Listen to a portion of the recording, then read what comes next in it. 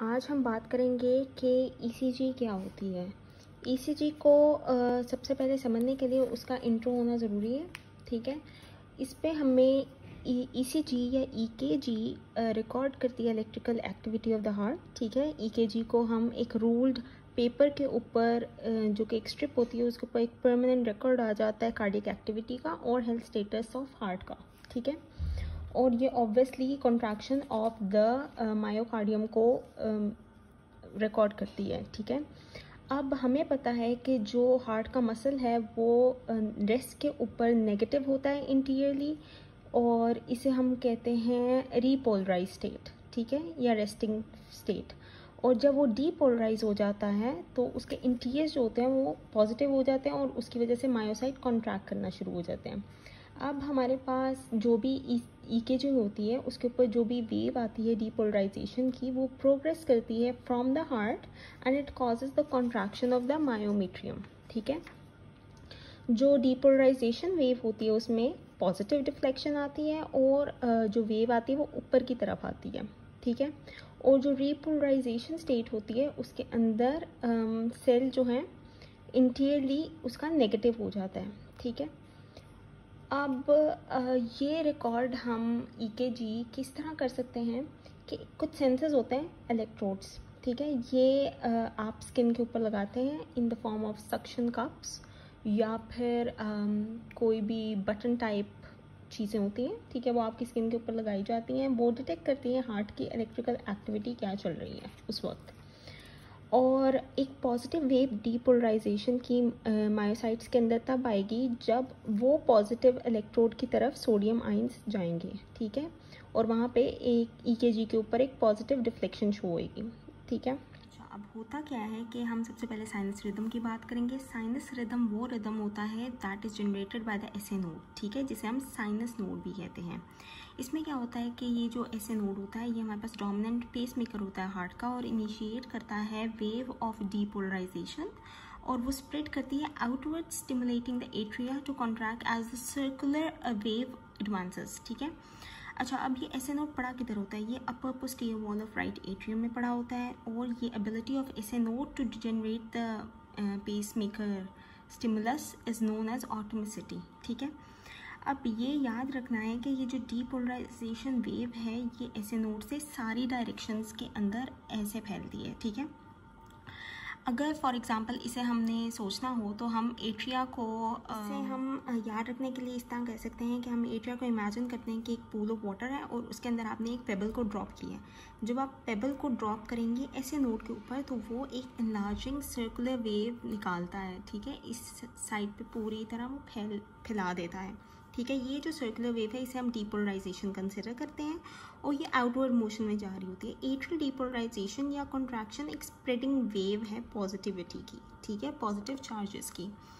अच्छा, उसके बाद हमने ये देखना है कि ये जो डीपोलराइजेशन वेव है ये ऐसे नोड से दोनों एट्रिया की तरफ जाती है और ईसीजी के ऊपर ये एक पी वेव प्रोड्यूस करती है जो कि ऐसे आती है अपवर्ड डेविएशन के साथ, ठीक है।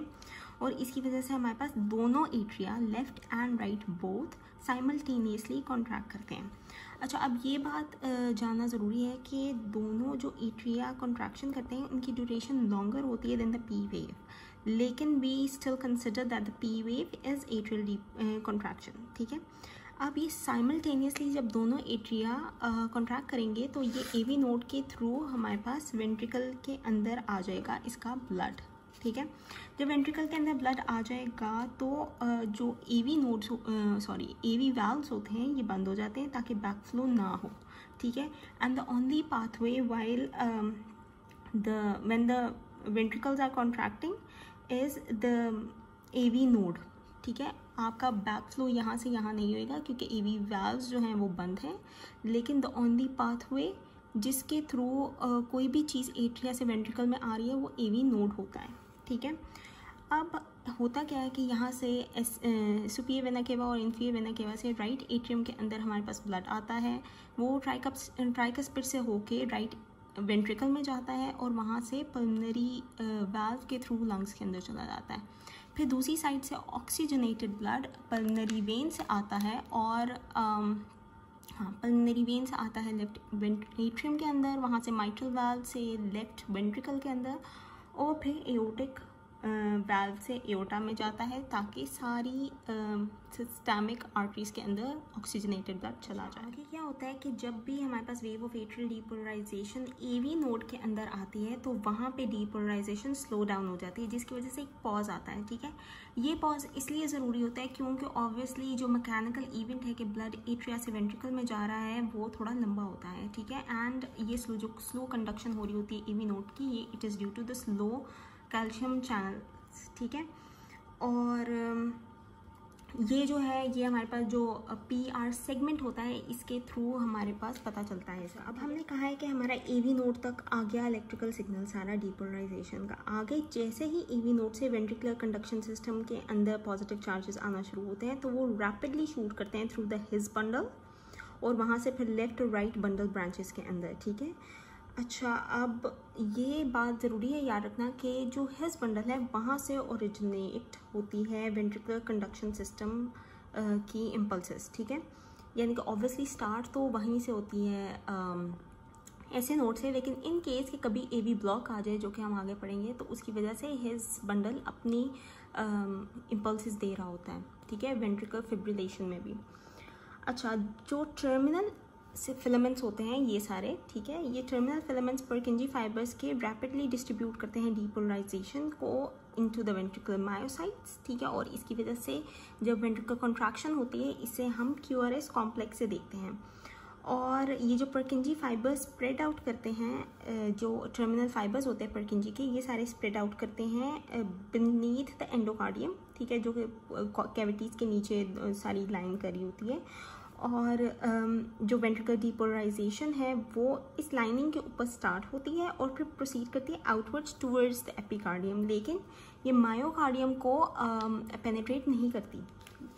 और ये जो परकिंजी सिस्टम के अंदर हमारे पास रैपिड क्या कहते हैं कंडक्शन स्टिमुलस का फ्लो हो रहा होता है, it is due to sodium channels and sodium ions. ठीक है, अच्छा, अब ये देखना है कि इसकी वजह से जो QRS कॉम्प्लेक्स हमें प्रोड्यूस होता है उसके अंदर सबसे पहले नीचे डेविएशन आती है Q की, फिर अपर डेविएशन आती है R की, और फिर नीचे की तरफ डेविएशन आती है S की। ठीक है, और ये बात ज़रूरी है कि इन केस के अगर आपको ECG के अंदर सिर्फ और सिर्फ अपवर्ड डेविएशन नज़र आ रही है, कोई डाउनवर्ड डेविएशन नहीं है, तो वो R कंसिडर होता है। इट इज़ नॉट कि आपका Q वेव उल्टी हो गई है।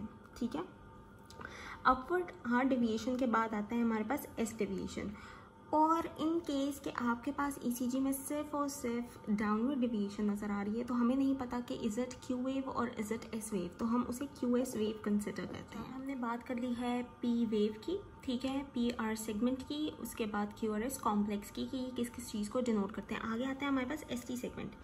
ST सेगमेंट ये हॉरिजॉन्टल बेस लाइन होती है जो कि J point, that is the point where the S wave ends, से लेके बिगनिंग ऑफ T वेव तक चलती है। अच्छा, अब ST जो होता है उसके बाद प्रोसीड करता है एक ब्रॉड T वेव।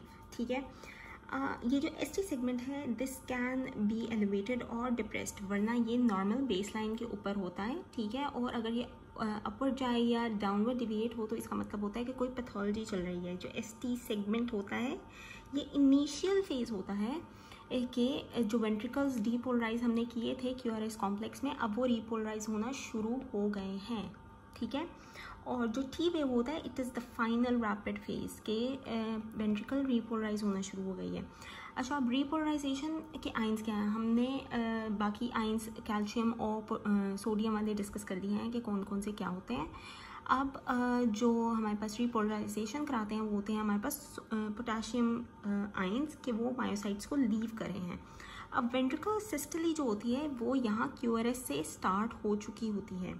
ठीक है, and it persist till the end of T wave. ठीक है, तो ये एक लंबा सा पीरियड है and it is a convenient physiological mark. अच्छा, अब हमने कर ली हैं P wave, PR interval, PR segment, QRS complex और QT इंटरवल। अब हमने करना है ST सेगमेंट भी हमने कर लिया है।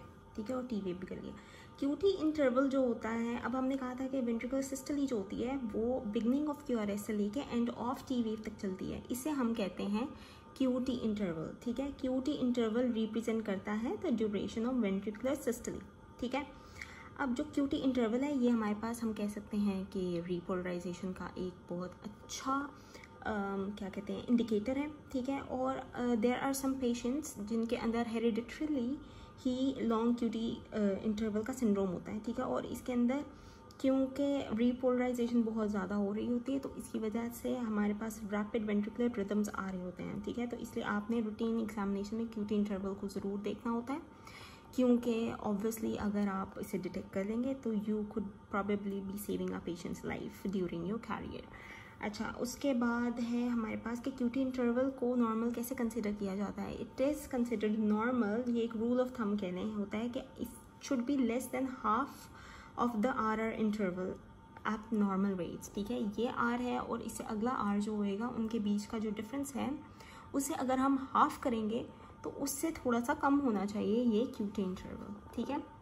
वो ऑब्वियसली आगे हम बॉक्सेस काउंट करके देख सकते हैं कि क्या कैसे चल रहा है। अब ये जो पूरी वेव है इसे हमने देखना होता है कार्डियक साइकिल के साथ, और ये पूरी वेव ही हमारे पूरी ECG की ये वाला पार्ट जो होता है ये हमारे पास कार्डियक साइकिल को ही डिनोट कर रहा होता है, ठीक है। P वेव, QRS कॉम्प्लेक्स और T वेव, ठीक है। And it should have this line as well, ठीक है, जिसके अंदर बेस लाइन होती है जो कि अगली P वेव तक कंटिन्यू करेगी, ठीक है। इसके अंदर हमारे पास एट्रियल सिस्टोली आती है, इसके अंदर हमारे पास वेंट्रिकुलर सिस्टोली आती है, इसके अंदर हमारे पास रिलैक्सिंग फेज आती है। ये बात हमने याद रखनी है कि ये जो कार्डिक सारे तीनों टाइप्स ऑफ आयंस मैंने बताए हैं, सोडियम, पोटाशियम एंड कैल्शियम, यही डिटरमिन करते हैं all aspects of the cardiac contraction, conduction और रिपोलराइजेशन सारी चीज़ों को, ठीक है। और इस तरह हमारे बेसिक प्रिंसिपल्स ECG के ख़त्म होते हैं। आगे मैं बताऊँगी आपको रिकॉर्ड कैसे की जाती है EKG।